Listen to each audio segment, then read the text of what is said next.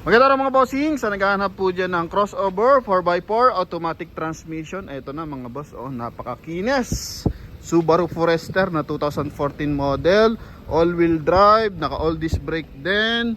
Almost brand new yung mga gulong na ito mga boss. Makakapal talaga mga bossing, no? Yan. And ito, makinis ang ating unit, leather pa yung upuan. Okay. And mababa yung presyo yung binigay sa atin mga boss. Yan, from 525 mga bossing, binibigay lang to sa atin ng 470 kasama yung transfer of ownership mga boss. Okay, yan mga bossing. So sa mga interesado, eto na. Front area muna tayo, coding ito is Monday ending 2. Maayos yung mga headlight niyan, tsaka fog light. Then napakaganda pa ng timing ng makina. Maayos pa yung compressor, no? Kasi usually pag ganito sa Subaru, so alam naman natin, lagi ko na encounter compressor mga boss, yung naging concern. So kahit umingay siya, maayos pa rin manakbo, wala namang problema. Yun nga lang, medyo nakakairita sa tenga mga boss. Pero ito, maayos na maayos. Okay, so pino yung tunog nito mga bossing. Then mapapansin mo, front area niya is meron siyang connecting bumper dito sa kanyang tag dito, sidings mga boss. Yan, so parang yung sidings niya may pinaka-protection. Hanggang dito sa likod yan. So hindi naman siya naka-rough around bumper kasi may mga putol, no? Kasi wala siyang mga bossing fender liner. Yan. Kaya connecting bumper lang siya mga boss. Sa mga sidings lang. Kulay blue yung ating unit, silver blue. Pailawin muna pala natin mga boss. Para naman sa ganun mas makita pa natin ang kiseg. Yan. And reflection. Yan. So ito mga boss. Okay. And gamit na itong gulong mga boss is Bridgestone na ano ba to mga boss? I think R17. So tama. Na naka 5 stud. So silip tayo kung ano may concern. Ito lang mga boss na may mga manchang bahagya. Okay, pero sa hood, maayos ang hood natin, maayos ang headlight, maayos ang fog light, mga bossing, no? Sa mags naman, yan nga, R17 na naka all disc brake yan. May cladding, then signal light sa kanyang side mirror, may roof rail, wala to sa roof mga boss ha. Kasi merong may gusto ng sunroof, meron namang ayaw na may sunroof. So, ito yung wala. Okay, then ito may chrome line sa kanyang window panel. Yan, then pasok tayo sa interior. So dito sa kanyang door panel mga boss, naka double lining. Ito yun yung kanyang rubber. Kasi ito mga boss is naka soundproof. So pag nagta-travel tayo, yung mga ingay ng kalsada, lalo na ganyan mga rough road. So ito the best of the best kapag naka Subaru ka. Talagang napakapino, napakasarap na i-drive mga bossing.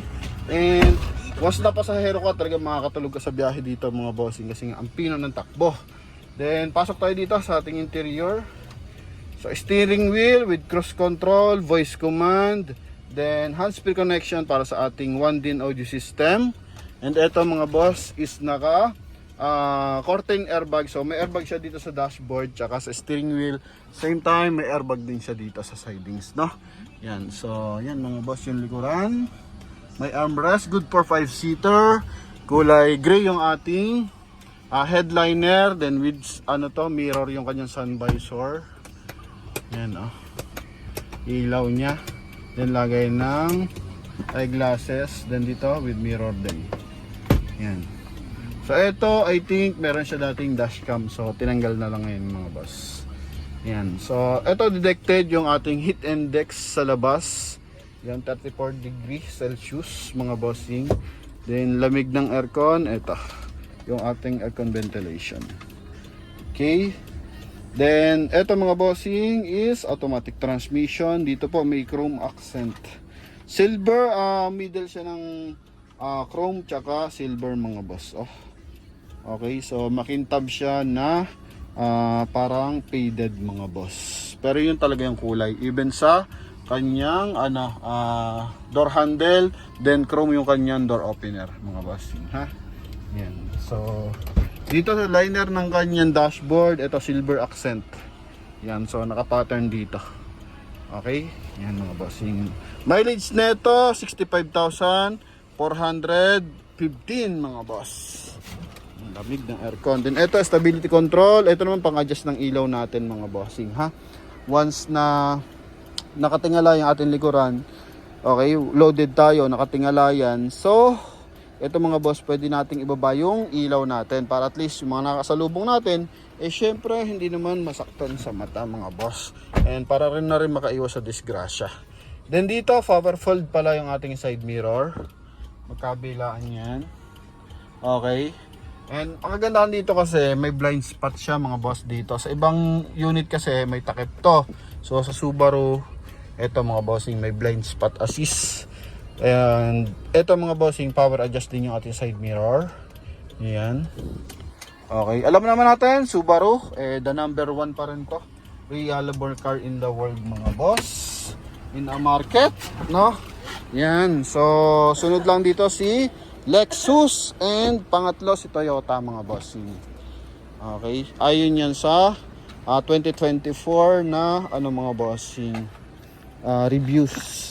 Okay, sa likuran naka-leather. I think may Forester pa mas mababang variant dito. Yun nilabas nila na hindi naka-leather. Pero ito naka-leather na mga boss, no? Yan yung airbag niya. Okay, then dito may airbag din dito. Yan oh mga boss. Yan oh. Okay. Then, eto mga bossing silver accent, chrome. Then yun nga, double liner ng rubber para at least, yan mga bossing, soundproof siya. Sa gulong natin, eto, 95% tread light pa mga boss. Yan, so Bridgestone yan mga bossing. Okay, so sa likuran, naka 2-eye reverse parking sensor. Ang presentable ng kulay na to mga boss, oh. Okay, naka ano lang yung kulay niya, napaka-decente. Hindi siya silver, hindi siya blue. Check natin kung anong kulay na ito sa ano, mga bossing. Sa kanyang papers. Then ito yung likod, trunk compartment. Then ito mga boss, yung ating spare tire nandito rin, silipin natin. Ito mga boss. Yan. Nandiyan yung ating tow hook, jack, kompleto. Ito additional na lang to. Accessories. Then pag-adjust ng ating pag-fold ng ating upuan, naka-power siya, mga bossing. Okay, yan. Then etong isang to is detachable naman to, mga boss. No? Okay. Ito. Yan mga boss. Para in case may kakarga tayo, yan, ganyan mga bossing. Malaki yung space natin. Ito kasi pinaka-additional safety features para kung may mga importanteng gamit tayo, naka-lighten ka lang tulad nito mga boss. Ito pala naka-medium. So yung mga gamit natin dito, hindi siya makikita basta-basta mga boss, no? Yan. Tail light mga bossing. Ito, maayos naman mga boss. Okay, so walang basag. And sa kabilang side, ito. May mga konting gas-gas lang na tigko konti. Yan. Sa pag-angat ng ating upuan, manual to mga boss. Yan, ha? Naka-manual. Kabilaan naka-manual mga boss. Siyempre, check din natin yung kanyang engine bay. Oh, ha? Ito may mga minor ditong gas-gas. Tigko konti. Yan. Sa pinto, maayos naman ang pinto mga bossing. Dito meron din konti mga boss. Okay. Then pino ng makina na ito. Ganda ng makina, tunog. Then dito lang mga boss, no? Siguro mabisa dito kulay ng panibago o lagyan ng chrome mga boss. So yun lang kasi yung pinakaano diyan mga boss. No? Then ito konting gas-gas. Pero major issue, tinest drive ko, kalampag. Then steering wheel, maayos mga boss. Wala tayong concern. Yan, then transmission and ito nga sa engine. So makina na ito mga boss. Para sa mga hindi familiar, so bigyan ko idea. Makina na ito mga bossing 2.0 mga boss, na. Yan, boxer engine. Kaya perfect ang tunog ng makina na ito. May insulator, may hydraulic assist, yan mga boss, no? Presentable, wala man itong bangga mga boss. Maayos naman. Yan, nag-automatic yung kanyang aircon mga boss. Okay, so yun lang mga boss, sa mga interesado dito. Dynapower yung gamit niyang battery, so hindi siya Motolite mga boss, no? Ayan. Okay, so ito bagsak mo lang din. Ito mga bossing, ang baba nito 470 na automatic transmission, no? Middle variant ng Subaru Forester na naka e-wheel drive mga boss. So yun lang, sa mga interesado tawag na lang sa ating contact number na nasa screen, connected yan ng Viber and WhatsApp mga boss. Thank you.